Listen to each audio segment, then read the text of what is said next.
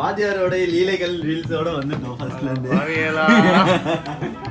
வாத்தியார் நீ வந்தாதான் கமான் வாத்தியார் வாங்க வாங்க. போனோட நவீன தன்மையை காட்டுங்க. ஓகே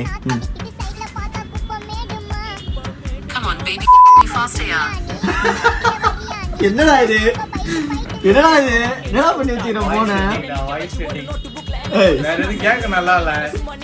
மணி ஆன் பண்ணு. ஃபர்ஸ்ட் ஜென்ஸ் வாய்ஸ்ல இருந்தது.